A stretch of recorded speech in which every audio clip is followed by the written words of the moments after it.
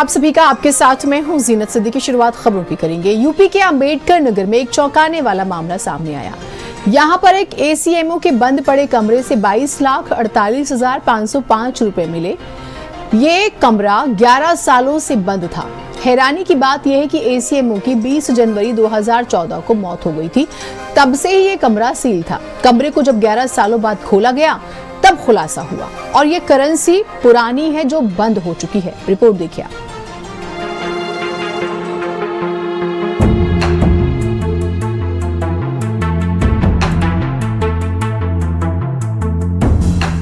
ये बिखरा हुआ कमरा और सामान बता रहा है कि ये मकान सालों से बंद है।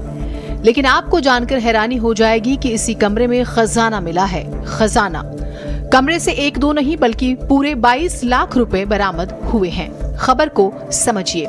यूपी के अंबेडकर नगर में एसीएमओ डॉक्टर बीएन तिवारी की संदिग्ध परिस्थितियों में 20 जनवरी 2014 को मौत हो गई थी। इसके बाद पुलिस ने इस कमरे को सील कर दिया। अब ये कमरा 11 सालों के बाद डीएम के निर्देश पर जब खोला गया तो सब हैरान रह गए। डीएम के पैरों के नीचे से जमीन निकल गई। यहाँ डीएम साहब को पैसों का खजाना मिला। ये बेहद ही चौंकाने वाला मामला है। यहाँ पर एसीएमओ के बंद पड़े कमरे से 22,48,505 रुपए मिले। ये कमरा 11 सालों से बंद था। इस समय हम मौजूद हैं सीएमओ आवास पर, जहां पर कल 22,48,000 रुपए बरामद किया गया। बताया जा रहा है कि 10 साल पहले एसीएमओ बीएन त्रिपाठी इसी आवास पर रहते थे। उस समय उनकी तत्काल परिस्थितियों में मौत हो गई थी। हालांकि मौत के बाद जो है उनके परिवार में विवाद हुआ, जिसके बाद जो है बकायदे इस आवास को जो है वो सील कर दिया गया। इस आवास को खुलवाया गया। आवास खुलवाने के बाद इस आवास के भीतर रखे लाकर से करीब 22,48,000 रुपए वो बरामद हुए हैं। जो नोट बरामद हुई वो 1000 रुपए और 500 रुपए की बताई जा रही। हालांकि ये नोटें अब चलन में नहीं है। एसीएमओ ब्रह्म नारायण तिवारी मूल रूप से प्रतापगढ़ के रहने वाले थे।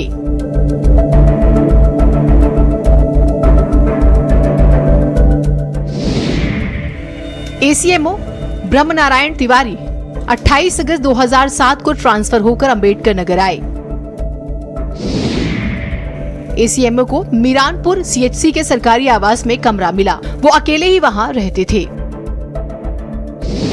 29 जनवरी 2014 की सुबह को खबर आई कि एसीएमओ घर से बाहर नहीं निकले। प्रशासन ने घर का दरवाजा तोड़ा तो देखा तिवारी जी का शव बेड पर पड़ा था। इसके बाद से ही इस आवास को सील कर दिया गया। करीब 11 साल तक उस आवास का उपयोग नहीं किया गया।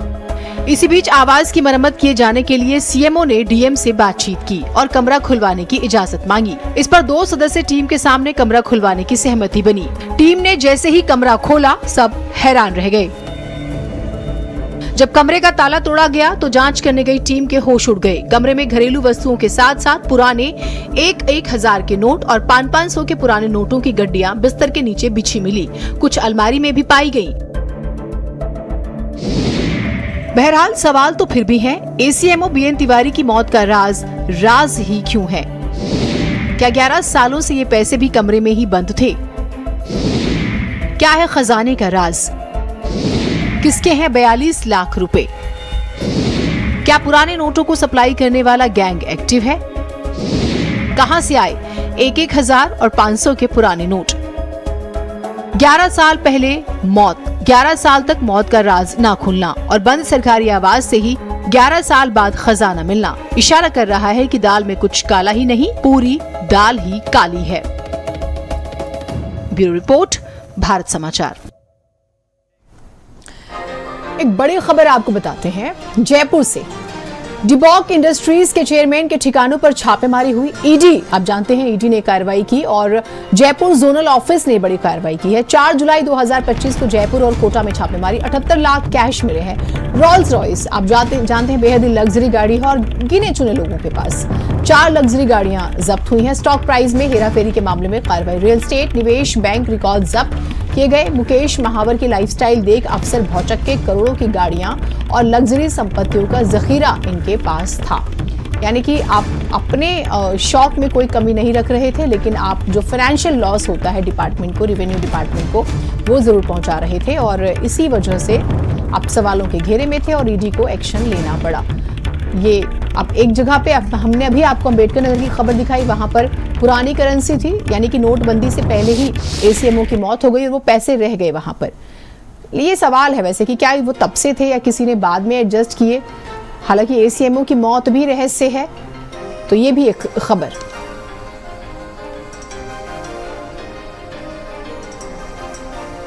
तो ये महंगी गाड़ियां आप देख रहे हैं, लग्जरी गाड़ियां आप देख रहे हैं, और सभी को इस खबर ने हैरान किया हुआ है। अभी तो ईडी ने शुरुआत की है, शायद और भी खुलासे हों।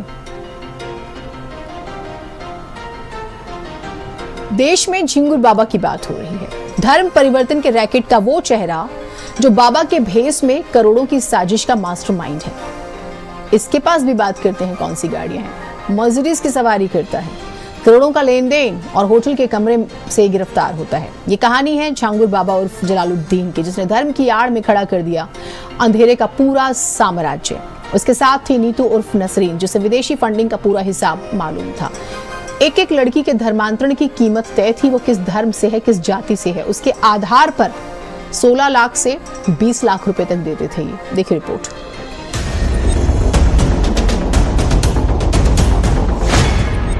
फर्जी आईडी, फर्जी नाम, लेकिन मकसद असली और खतरनाक। धर्मांतरण रैकेट का मास्टरमाइंड की इनसाइड स्टोरी। नाम झांगुर बाबा, चेहरा साधु का, मगर इरादे देश और समाज को खोखला करने की। उत्तर प्रदेश एटीएस ने राजधानी लखनऊ के विकास नगर के एक होटल से झांगुर बाबा और उसकी साथी नीतू और नसरीन को गिरफ्तार किया है। दोनों पिछले 3 महीने से होटल स्टार रूम्स के रूम नंबर 104 में छिपे हुए थे। होटल के रजिस्टर में फर्जी नाम दर्ज था। एटीएस जब कमरे तक पहुंची तो अंदर की सच्चाई देखकर सब हैरान रह गए। डबल बेड के साथ जमीन पर बिछा था गद्दा। ये जो होटल है, होटल स्टार रूम, यहीं पर वो ठहरा हुआ था। यहाँ पर झांगुर बाबा और नीतू नसरीन इसी होटल में ठहरे हुए थे। ये जो होटल का रजिस्टर है, गेस्ट जो एंट्री जहाँ पे होती है, आप देखिए कि 16/4/2025 नीतू नसरीन, इसके अलावा झांगुर, ये जो है दोनों की तरफ से यहाँ पे एंट्री की गई है। 16 अप्रैल से ये लोग यहाँ पे ठहरे हुए थे और आप देखिए कि यहाँ पर उन्होंने अपने आधार कार्ड की जो फोटोकॉपी है वो भी लगाई थी, जिसमें नीतू नवीन रोहरा, ये जो है आधार कार्ड है जिसमें आप देख सकते हैं नीतू का है। इसके अलावा आप झांगुर बाबा का देखिए कि आधार कार्ड की जो फोटोकॉपी लगाई गई है, जिसमें झांगुर और पूरी जो डिटेल है 8/1/1947 ये डेट ऑफ बर्थ है। धर्म की दलाली, बाबा बवाली, 100 करोड़ से ज्यादा की बैंकिंग, 8 खाते और विदेशी फंडिंग। 16 करोड़ की जमीन लोनावाला में खरीदी, विदेशी पैसे से सौदा। नीतू उर्फ नसरीन के खाते में 14 करोड़ जमा सिर्फ 4 महीने में। होटल स्टाफ के मुताबिक कमरे में अक्सर सन्नाटा रहता था, लेकिन कभी कभी एक वकील मिलने आता था। यानी सब कुछ बेहद सुनियोजित और गुप्त तरीके से चल रहा था। और ये जो आप 102 नंबर रूम देख रहे हैं, यहीं पर जो है झांगुर बाबा, नीतू नसरीन ये ठहरे हुए थे। 102 नंबर ये होटल का जो रूम है, यहीं पर ये बीते 16 अप्रैल से यहीं पर रुके हुए थे और यहाँ पे तमाम लोग, उनसे जाहिर सी बात है कि मिलने भी आते रहे। अब कौन कौन आता था, कौन कौन झांगुर बाबा से मिला है, नसरीन से मिला है, इसकी जो जानकारी है वो एटीएस की टीम जो है वो लगातार खंगाल रही है। इसके अलावा आपको मैं बताऊं कि 102 नंबर कमरा लिए हुए थे, लेकिन जिस दिन एटीएस के हत्थे ये लोग चढ़े हैं, ये जो 104 नंबर रूम आप देख रहे हैं इसी होटल में, यहीं पर जो है नीतू नसरीन और झांगुर बाबा जो है यहीं अंदर थे। यहीं से जो है एटीएस की टीम यहाँ पे पहुँची है और उसके बाद अंदर ही उनसे पूछताछ की गई है। और इसके बाद जब पूरी तरह से क्लियर हो गया कि ये अवैध धर्मांतरण मामले में बलरामपुर से जो फरार चल रहा है 50,000 का इनामी झांगुर बाबा, ये वही है और नीतू नसरीन भी ये वही है। उसके बाद इनको यहाँ से जो है एटीएस की टीम ले करके निकल गई है। एटीएस की जांच में सामने आया है कि झांगुर बाबा सिर्फ बाबा नहीं, एक अरबों की साजिश का किंगपिन है। पुणे के लोनावाला में 16 करोड़ की जमीन खरीदी, 100 करोड़ से अधिक का बैंक ट्रांजैक्शन और यूएई की 19 यात्राएं, ये सब धर्म परिवर्तन के खेल से जुड़ी काली कमाई के हिस्से हैं। सिंधी समाज के खिलाफ धर्मांतरण की साजिश अब सहन नहीं की जाएगी। अपराधियों को फांसी मिले। सिंधी समाज की बहन बेटियों सुनिश्चित तरीके से निशाना बनाया जा रहा है। सिंधी समाज के मासूम युवाओं को खासकर बहन बेटियों का जो धर्मांतरण का जाल में फंसाया जा रहा है, यह केवल धार्मिक आजादी पर हमला नहीं बल्कि सिंधी संस्कृति की पहचान मिटाने की कोशिश है। धर्मांतर के रेट पर तय करना घिनौना अपराध अमान्यीकृत है। हमारी सिख बहन बेटियों को 15 से 20 लाख रुपया देके उनका धर्मांतरण कराया जाना, उनके धर्मांतरण के लिए 15-20 लाख रुपया दिया जाना, इसी प्रकार ब्राह्मण बच्चियों के साथ और क्षत्रिय बच्चियों के साथ इस प्रकार की घटना जो सामने आई है वास्तव में निंदनीकृत है। छांगुर बाबा और इस प्रकार के जितने शख्स इसमें सम्मिलित हो, ऐसे समस्त व्यक्तियों के खिलाफ कठोर दंडात्मक कार्रवाई करते हुए फांसी तक की सजा इनको दी जाए। छांगुर बाबा की आलिशान जिंदगी, बाबा की आलिशान जिंदगी, मर्सिडीज फॉर्च्यूनर 5 स्टार ठिकानी, 19 बार यूएई की यात्रा, कौन है बाबा के अंतर्राष्ट्रीय कनेक्शन, अहमद खान फरार, बाबा का राइट हैंड और फाइनेंसर, बाबा की करीबी नीतू नवीन अरोड़ा उर्फ नसरीन खुद इस सिंडिकेट की अहम कड़ी थी। जांच में सामने आया सिर्फ 4 महीने में उसके बैंक खाते में लगभग 14 करोड़ रुपए जमा हुए। इस नेटवर्क में एक और बड़ा नाम है अहमद खान। छांगुर बाबा का राइट हैंड है जो विदेशी पैसों से प्रॉपर्टी खरीदता और सब कुछ मैनेज करता था। फिलहाल अहमद खान फरार है और उस पर NBW जारी हो चुका है। फॉर्च्यूनर, मर्सिडीज और लग्जरी लाइफस्टाइल, बाबा के पास वो सब कुछ था जो एक अपराधी की पहचान को चमका देता है। 8 बैंक अकाउंट, चुनाव में हिस्सा और करोड़ों की जमीनें, ये कोई मामूली बाबा नहीं था। आपने सुना होगा जो झांगुर बाबा जी जो सिखों के, हिंदुओं के बच्चियों को, बेटियों को जबरदस्ती उठा के 15-20 लाख में एक धर्म परिवर्तन कर रहे हैं, जबरदस्ती से वो बाबा पकड़ा गया है। मैं सरकार से यही विनती करता हूं कि ऐसे बंदे को सख्त से सख्त फांसी की सजा दी जाए जो हिंदुस्तान में जबरदस्ती धर्म परिवर्तन कर रहे हैं।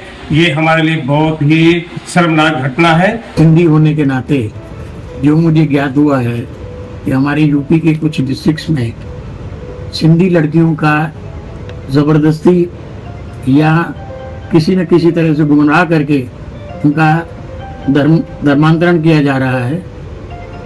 ये एक बहुत ही शर्मनाक और दुखदायी स्थिति है जो हर तरह से हम निंदा करते हैं। तो सवाल ये है कि कौन है वो चेहरे जो बाबा के पीछे हैं? क्या ये सिर्फ एक धर्मांतरण रैकेट है या फिर कुछ और गहरी साजिश है? क्या देश की जड़ों में जहर भरने की साजिश रची जा रही थी धर्म की आड़ में? जवाब तलाशने की कोशिश लगातार जारी है। स्पेशल डेस्क, भारत समाचार।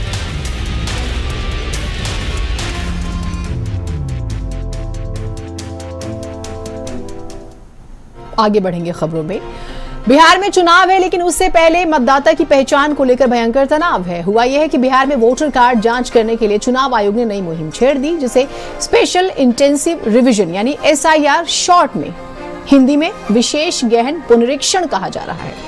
इसके तहत मतदाता सूची को अपडेट करने का काम चल रहा है लेकिन अब इसमें नागरिकता की जांच का मुद्दा भी उठ रहा है।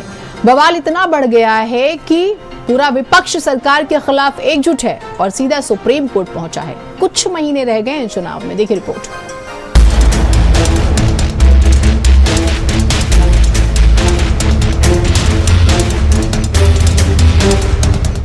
बिहार में वोटर कार्ड जांच करने के लिए चुनाव आयोग ने नई मुहिम छेड़ दी जिसे स्पेशल इंटेंसिव रिवीजन यानी विशेष गहन पुनरीक्षण कहा जा रहा है। इसके तहत मतदाता सूची को अपडेट करने का काम भी चल रहा है। यानी बिहार में आगामी विधानसभा चुनावों को लेकर विवाद शुरू हो गया है। ये विवाद राज्य की मतदाता सूची को अपडेट करने को लेकर है। चुनाव आयोग का कहना है कि ये कानूनी रूप से जरूरी है। ये अपडेट 22 साल बाद हो रहा है और ये संविधान और जन प्रतिनिधित्व अधिनियम के अनुसार है। लेकिन विपक्षी दलों का कहना है कि ये समय चुनावों के बहुत करीब है और इससे मतदाता आधार बदल सकता है। विपक्षी पार्टियां आरोप लगा रही हैं कि इससे लाखों असली मतदाताओं के नाम कट सकते हैं। खासकर गरीब, प्रवासी और हाशिए पर रहने वाले लोग प्रभावित हो सकते हैं।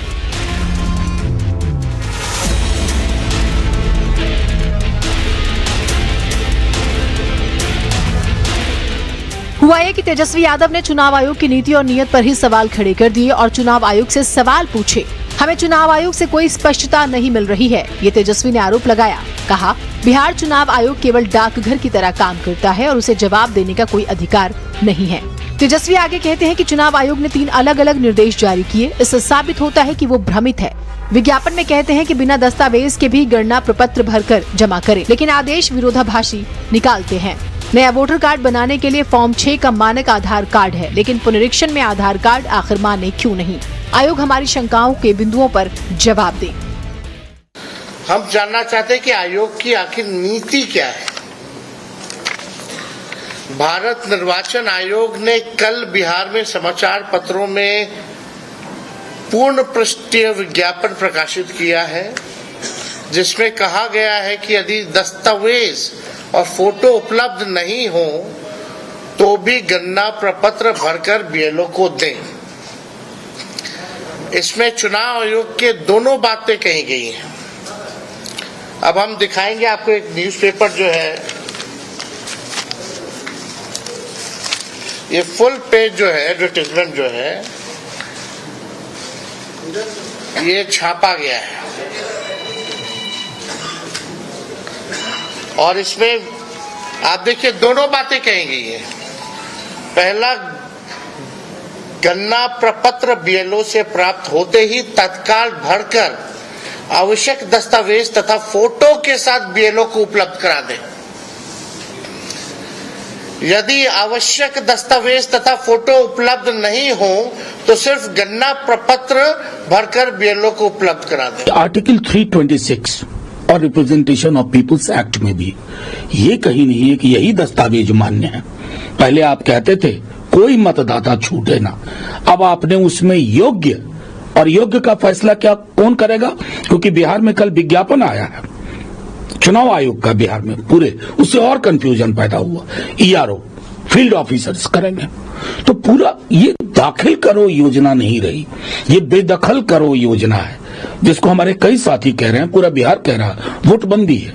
उस संदर्भ में हमने गुहार लगाई है माननीय सर्वोच्च न्यायालय से कि सबसे मौलिक अधिकार राइट टू वोट पर काले बादल मंडरा रहे हैं।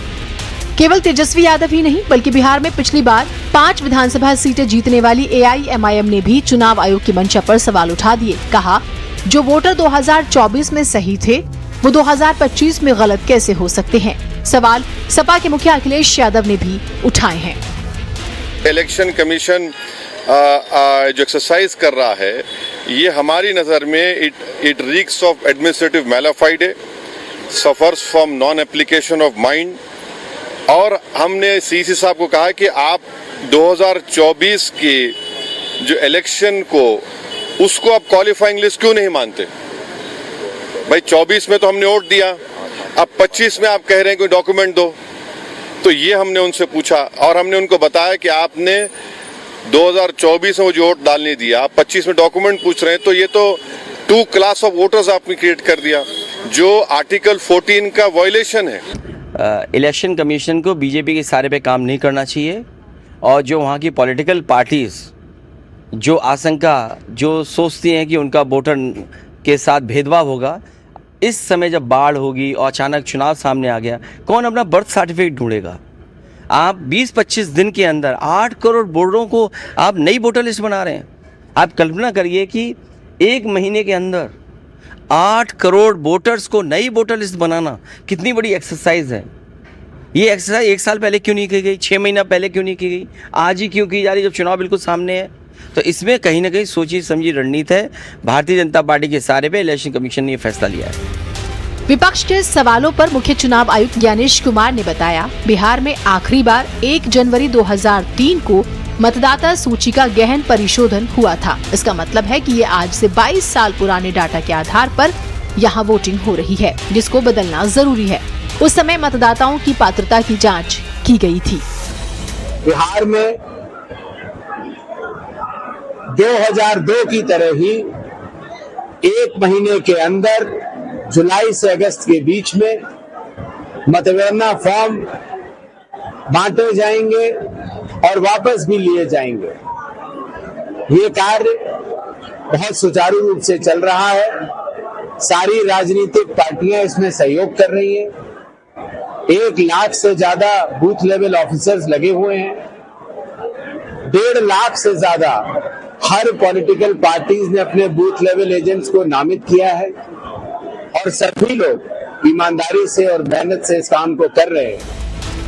बिहार में विशेष गहन पुनरीक्षण के तहत मतदाता सूची से लाखों नाम हटाए जाने की आशंका को लेकर सुप्रीम कोर्ट में कई याचिकाएं दायर की गई हैं। सोमवार को वरिष्ठ अधिवक्ता कपिल सिब्बल ने इस मामले पर तत्काल सुनवाई की मांग की, जिस पर सुप्रीम कोर्ट गुरुवार को सुनवाई के लिए तैयार हो गया है। देखते हैं, जो विपक्ष सरकार और चुनाव आयोग की मंशा पर सवाल उठा रहा है, उसे राहत सुप्रीम कोर्ट से मिलती है या फिर नहीं। ब्यूरो रिपोर्ट, भारत समाचार। एक बड़ी खबर आ रही है। अखिलेश यादव का एक बड़ा बयान सामने आया है। बीजेपी के लोग उजाड़ने का काम करते हैं, अकबर नगर के लोगों को वहीं बसाएंगे। अखिलेश यादव कहते हैं वहां के लोगों को कहा वहीं के वहीं बसाएंगे जहां वो रोजगार करते थे, नौकरी करते थे। कहा गया है कि हम रिवर फ्रंट बना रहे हैं। यादव रिवर फ्रंट नदी पर बनता है, ये नाली पर बना रहे हैं। ये अखिलेश यादव का बयान सामने आया है। उजाड़ा जा रहा है, जैसे और जगह चीजों को बनाने के लिए लोगों को उजाड़ दिया गया। जहां गोमती रिवर फ्रंट बन जाना चाहिए था, अभी तक अकबर नगर के लोगों को उजाड़ दिया गया। जो उनकी बुनियादी समस्याएं थी, जो बुनियादी उनकी जरूरतें थी, जहां वो रोजगार नौकरी करते थे, वो रोजगार नौकरी भी उनकी छिन गई। कई लोगों की आत्महत्या भी हो गई, या हत्या नहीं, मृत्यु हो गई, और एक आदमी ने आत्महत्या भी कर ली। और कहा यह गया कि हम रिवर फ्रंट बना रहे हैं। नाले पर पहली बार रिवर फ्रंट बन रहा है। अक्सर नदियों पर रिवर फ्रंट बनता है। इस सरकार में पहली बार देखने को मिला कि रिवर फ्रंट बन रहा है। इसी तरह वरुणा नदी पर समाजवादी सरकार में शुरू हुआ था, वो बंद हो गया। जो व्यवस्था थी, जो उस समय कोशिश की गई थी कि कोई भी गंदा नाले का पानी वरुणा नदी में ना आए, जो भी आए ट्रीटमेंट के बाद आए। और यही गोमती नदी रिवर फ्रंट के साथ था। यही अंतोगतवा हमें आपको करना पड़ेगा। एक बड़ी खबर बताते हैं लखनऊ से ही। 5000 स्कूलों के मर्जर को हाईकोर्ट से हरी झंडी मिल गई है। हाईकोर्ट ने सरकार की स्कूल मर्जर नीति को वैध ठहरा दिया है। सीतापुर के दरअसल 51 छात्रों ने याचिका दाखिल की थी। लखनऊ हाईकोर्ट बेंच ने, यानी कि इलाहाबाद हाईकोर्ट की लखनऊ बेंच का हम जिक्र करेंगे, उसने सरकार के पक्ष में ही ये फैसला दिया है। याचिकाकर्ताओं ने स्कूल मर्जर नीति को चुनौती दी थी। सरकार की मंशा सही नहीं, ये कहा था। नीति में कोई दोष नहीं, ये हाईकोर्ट ने कहा। यूपी में 5000 प्राइमरी जूनियर स्कूलों का विलय होना है, जिसको लेकर अलग अलग प्रतिक्रियाएं आ रही हैं।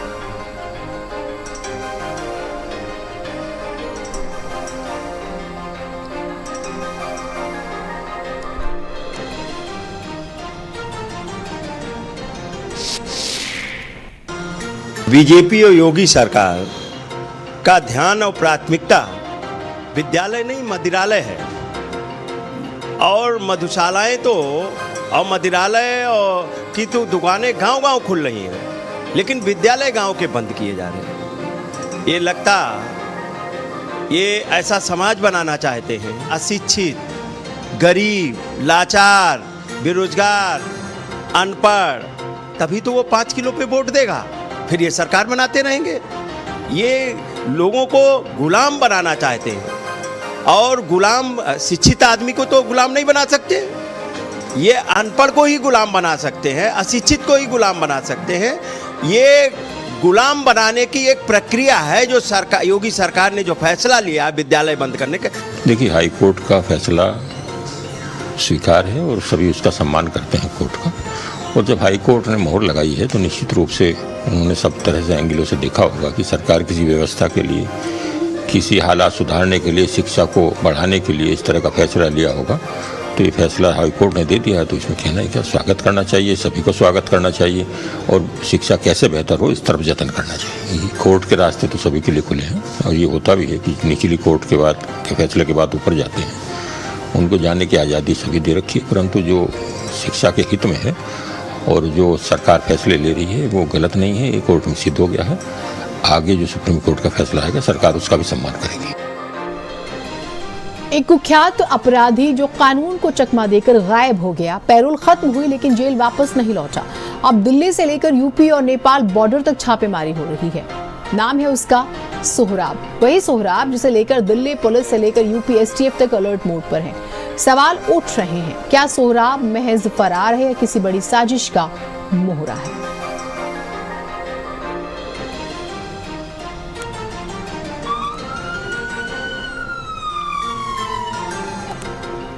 तो सोहराब पैरोल पर बाहर अब फरार है। एजेंसियां जांच कर रही है। दिल्ली से नेपाल तक जबरदस्त तरीके से छापेमारी हो रही है। मोस्टली नेपाल भाग जाना बहुत आसान है और ज्यादा संभावनाएं भी होती है। इसकी पैरोल 1 जुलाई को खत्म हो गई थी और आप जानते हैं कई दिन बीत चुके हैं। नैनीताल में पत्नी से मुलाकात की आशंका भी जताई जा रही है। मुरादाबाद से लखनऊ होते हुए नेपाल भागने की आशंका है, शक है ऐसा, लेकिन एजेंसियां अलर्ट मोड पर है। देखिए गिरफ्त में जल्द ही आएगा।